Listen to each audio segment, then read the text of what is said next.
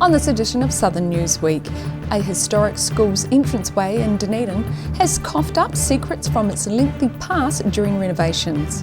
COVID vaccination drives have been happening around the country, including in Wanaka. And staying in Wanaka, there are some locals who want to divorce their local authorities.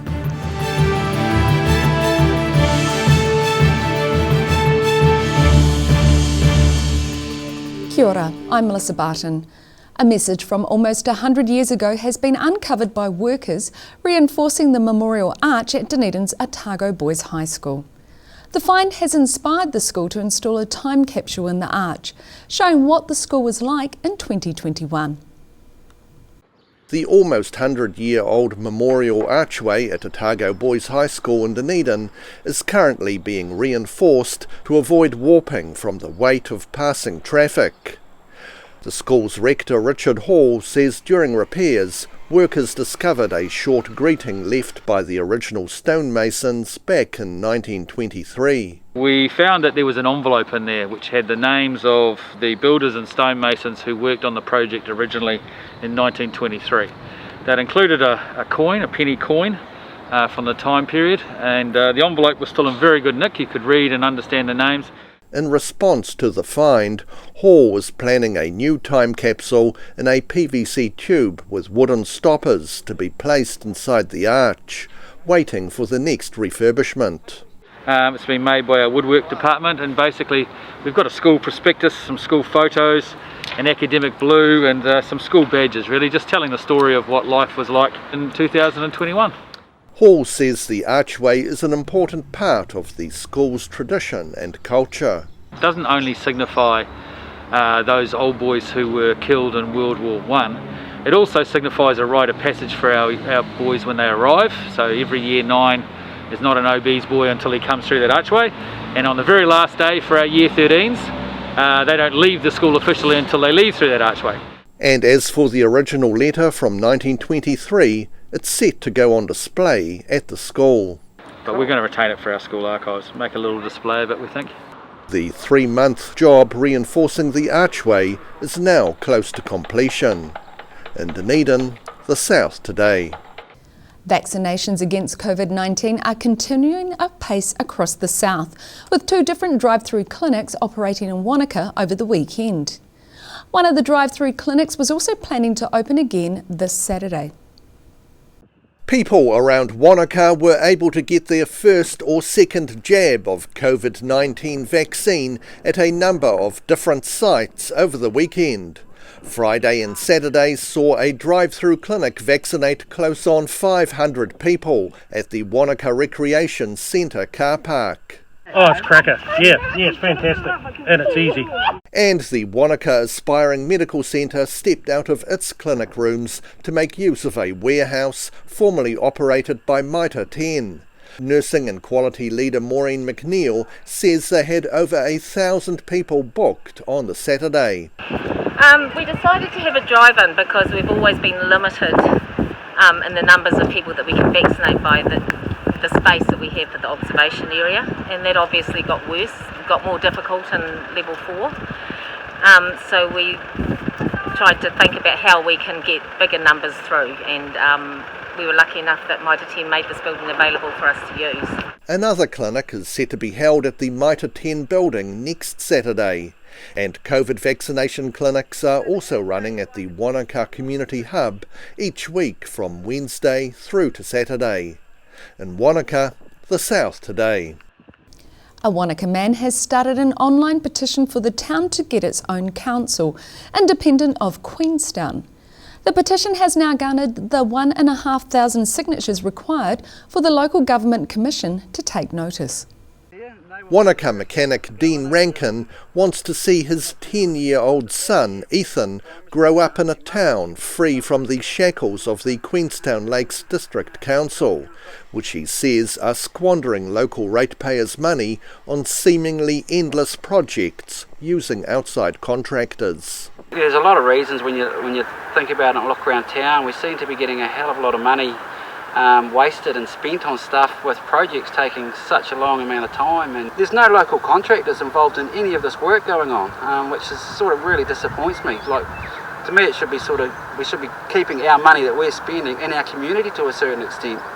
Not getting any joy from councillors he said he's spoken to about his concerns of misspending of money, Rankin started an online petition to request the local government commission for a way to make Wanaka become independent and perhaps join with the Central Otago District Council, which is actually where it originated. This isn't just about me, this is about Wanaka as a community.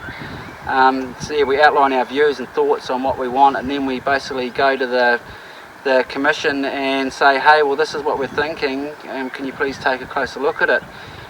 The commission is there for us, it's not there for the council, it's not there for the government. The commission is there to look after us, basically.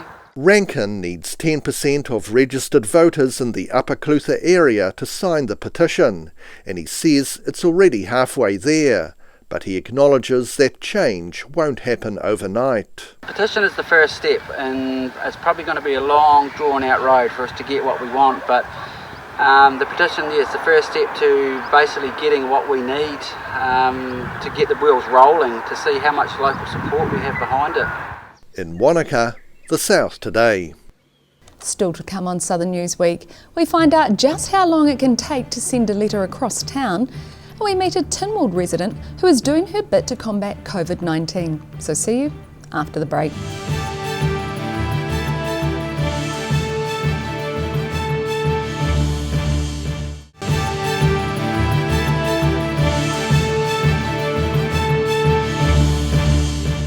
Welcome back. United States-based billionaire Peter Thiel has submitted plans to the local council to build a lodge near Wanaka. The luxury facility is designed to accommodate both the tech billionaire and guests. Thiel and his husband Matt Danzyson have lodged an application with the Queenstown Lakes District Council to build a complex on the large estate they own at Damper Bay, about 10 minutes drive from Wanaka. The proposed lodge is designed so that the building merges into the landscape while still providing each of the 10 guest rooms uninterrupted north-facing views towards Lake Wanaka and the Southern Alps. Facilities would include a reception, dining rooms, a theatre, offices, a spa treatment room and meditation area. However, some Wanaka locals are intent on fighting the development. 10 years ago, the Upper Clutha Environmental Society and the Wanaka Residents Association stopped controversial plans for 6 houses in the same area. Society President Julian Howarth says he believes the application is being dressed up as visitor accommodation when in fact it will be a private residence. He says the proposed meditation and wellbeing centre is an attempt to secure a much larger development than the one turned down by council commissioners 10 years ago. Peter Thiel is reputed to have made almost $3 billion from early investments in Facebook and PayPal. He was granted New Zealand citizenship 10 years ago, despite having only spent 12 days in the country. A resident of Tynwald, just south of Ashburton, has been busy filling several dozen orders a day for her homemade masks. She said she got into the mask making business during last year's lockdown, when she began making them for friends. Anne-Marie Harvey of Ashburton started making masks on her sewing machine during last year's COVID-19 lockdown. We started off as friends, and then of course other people heard that you were making them and needed them, and so yeah, that's how it started. And yeah. This last month, Harvey's been flat out again, filling about 40 orders a day placed through the Marketplace page on Facebook for her masks, which are a lot more durable than the disposable ones. It's a double layered, 100% cotton, and I do a pocket on the bottom, so if people want to put a filter in, or even if they just use a little bit of tissue or paper or something like that, just for an extra protection. While some people are selling masks for $15 or $20, Harvey's retail for just $5, in the hope that more people will be wearing them in her neighbourhood. I mean, I'm in the age group that if I get COVID, I might just die, so I'd rather have that people actually, be able to afford to buy a mask and wear the masks. And it's a win-win situation, isn't it? While Harvey's masks come in a variety of patterns and colours, she says the most popular colour ordered is plain black. In Tynwald, the South Today. The term snail mail is synonymous with slow communication, but a recent Dunedin delivery may have been even slower than that. A crosstown parcel expected to take a maximum of 5 days arrived at its destination 42 days after it was sent. This rare 17th century brass knob was originally loaned to a watchmaker in Outram to see if a copy could be made. But when it was deemed too hard a job, it was sent from the Mosgiel post shop back to the North Dunedin post box of the couple to whom it belonged. Unfortunately, it's taken 42 days to travel 17 kilometres, a distance the couple reckoned they could have easily walked in half a day. You know, that's three or 4 hours walk according to our normal speed. Yes. While they were worrying about New Zealand Post having lost their antique brass knob, they did get another letter from the same company. We actually got a tracked letter in our letterbox down below. This is a tracked letter with a sort of label on to the occupier, and we opened it. It's from New Zealand Post, saying this letter is just to see if our delivery service works. And it had taken 3 days to get there. Bernadette Hay of Timepieces NZ, who sent the parcel, said once it appeared to be lost, it was an awkward process involving multiple phone calls and emails to try and lodge a claim for an item that hadn't actually been purchased online. I think they seem to be set up for items that have been purchased, that if there's an issue with them, they kept asking me for online auction details. Oh gosh. And I explained I said not applicable. Yes. And also there was no record, the 3 people that I had spoken to, the last lady I dealt with, there was no record of my conversation with those people, so she had none of those details. The owners of the brass knob are pleased to have the rare item safely back, but question why overseas purchases take half as long to get here. Easy Buy.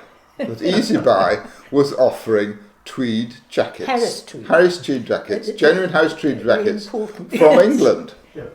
And they had the right colour and my right size, so we ordered one.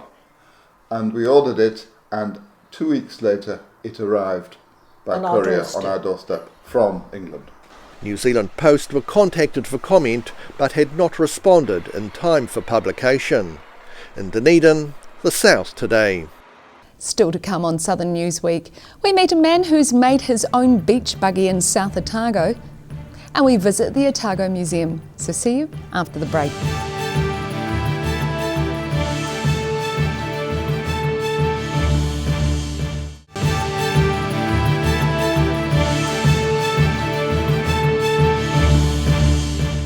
Thanks for staying with us. If you end up travelling through Kaka Point near Balclutha this summer, keep an eye out for a unique corrugated iron covered vehicle. Propelled by pedal power, the contraption is the creation of local man Tony Somerville. Kaka Point resident Tony Somerville has found a creative and environmentally friendly way of getting his 3-metre long paddleboard down to the beach and back, towing it behind this homemade buggy.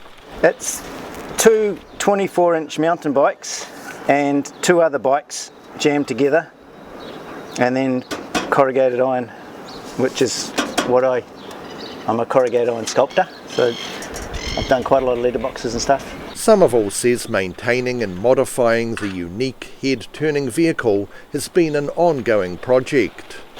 I made the roof in COVID, the first lockdown COVID last year, but I've had this for about 10 years and just keep adding to it.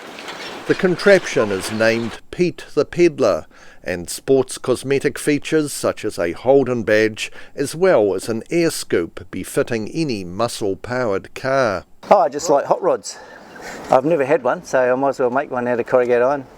Somerville says he enjoys paddleboarding because he's standing up and able to see the aquatic mammals he's sharing the waves with. The best days are the dolphins, when the dolphins are out. That's not very often. but that's the best bit. And the big sea lions are not very friendly sometimes. I'm always on the lookout, looking for them coming towards me. The sea lions are the scary ones. In Kaka Point, the South Today. When Jo Massey was young, she thought of museums as stuffy places of no interest to her. But a chance visit to the Southland Art Gallery and Museum changed her outlook on the collections of history that are archived in museums across the South. For the past 15 years, Jo Massey has been the Southland District Council's roving museum officer, helping the wide range of museums across the South in their efforts to preserve and exhibit local history. But Massey says she hadn't originally considered working in museums as the sort of job she'd like. When I was looking for a job, I didn't know what I wanted to do, and I went to visit a friend who was doing a restart program at Southland Museum and Art Gallery, and she was assembling kiwi bones, and she was like, "Oh, this is really boring," and I was thinking, "Oh, that's amazing! I'd love to be able to do something like that." You know, what are you doing? Because I think it's because I liked puzzles, but and it just fascinated me that they were doing that sort of thing. So that was my started my desire to actually go and see what museums did. Before that, I thought, nah, boring. Massey's work sees her cataloguing and archiving artefacts and records of the region's colourful past. And even while she can spend months working in one museum, she says her work is varied and no 2 days are the same. Sometimes we'll have an amazing story and you won't have the objects, and sometimes you'll have the amazing objects and you want to tell the stories. And when they all come together through research, or they just come in out as blue sometimes, telling that story is, and when it's a story the community wants to tell, it's amazing. Yeah, really special. Massey says provincial museums rely on the hard work by volunteers who work as custodians of their community's heritage.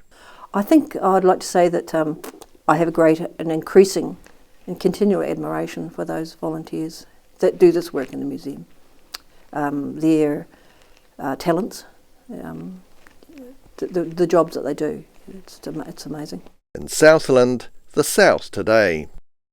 And that wraps up this edition of Southern Newsweek.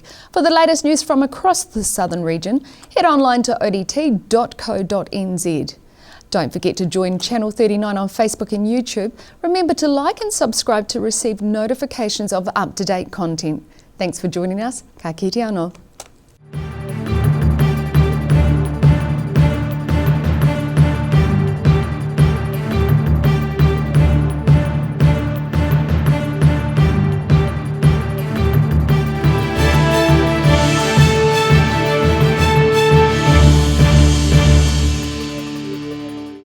Supporting local content so you can see more of New Zealand on air.